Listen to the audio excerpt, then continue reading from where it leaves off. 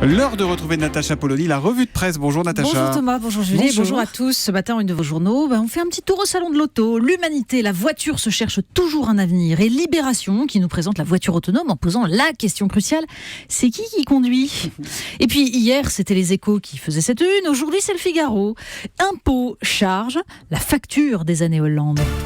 Entre super flic et super fric pour commencer. Et oui, parce qu'on a Michel Néret qui s'affiche dans Paris Match, dans le Parisien Magazine pour redorer son blason. Et pendant ce temps-là, le Parisien aujourd'hui en France titre sur les gros bacs chiches des super flics, où l'on apprend ce qu'est la motte. Alors il faut penser au beurre dans les épinards, vous voyez. Alors si son étymologie est assez incertaine, en fait la pratique remonterait au moins à 1995. C'est l'argent que touchent en pourboire les policiers chargés de la protection des personnalités étrangères.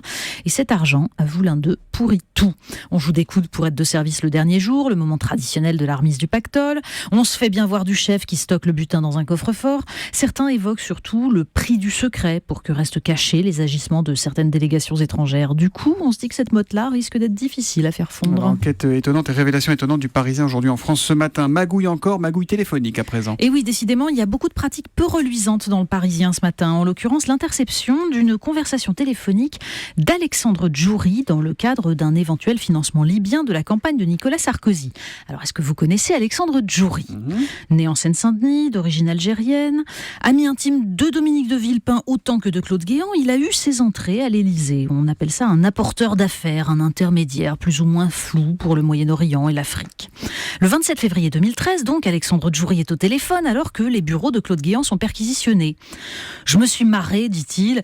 J'avais rendez-vous avec Claude, je suis monté dans les bourlingues, il avait l'escouade de poulet. Oui, parce qu'il parle comme ça, Alexandre Djouri. Il se vante ensuite d'avoir mis une torchée à l'ambassadeur d'un pays du Golfe, et puis il lance « Ah oui, j'ai rendez-vous avec Hollande. Ça y est, c'est fait, classe en plus. Il a dit à table que j'étais un mec classe, il a dit, il parle pas, il est fiable. » Alexandre Djouri explique même à son interlocuteur que François Hollande aurait approuvé la fuite organisée de Béchir Saleh, fidèle de Kadhafi, qui aurait dû témoigner dans l'affaire libyenne. Il a dit que ce que j'ai fait pour Béchir, je l'ai fait pour le pays, même si politiquement il était contre, mais lui, il a vraiment apprécié. L'Élysée évidemment dément totalement cette rencontre et tout le récit d'Alexandre Djouri qui, lui, est injoignable. Le CICE, on en parle beaucoup ce matin. Oui, c'est la une de l'opinion, la patate chaude du CICE. 3 équipes de chercheurs universitaires se sont penchées sur le dispositif pour le bilan. Par résultat, impossible de savoir s'il a créé le moindre emploi ou même amélioré la compétitivité des entreprises. En cause, un faisceau de mesures contradictoires qui ont annihilé les effets possibles du dispositif. Si on se souvient qu'en plus, les premiers bénéficiaires avaient été la Poste, la grande distribution, on a un doute quand même sur le CICE. On prend un peu de hauteur grâce à des écrivains visionnaires. Exactement, parce que visionnaire n'est pas un mot qui s'applique souvent aux politiques, mais il s'applique parfois aux écrivains. Les Échos Week-end exhument Morgan Robertson, auteur d'un livre, Le naufrage du Titan. Écrit en 1898, 14 ans avant la traversée du Titanic. Nombreux sont les écrivains qui ont eu des prémonitions, de Jules Verne bien sûr, à Franck Etienne avec sa pièce annonçant 2 mois à l'avance le tremblement de terre d'Haïti. Alors un livre s'intéresse aujourd'hui à ces prophètes, cite par exemple Houellebecq, d'autres, et nous invite surtout à nous intéresser non pas à ce que la littérature autrefois a pu prédire, mais à ce qu'aujourd'hui elle nous dit de demain.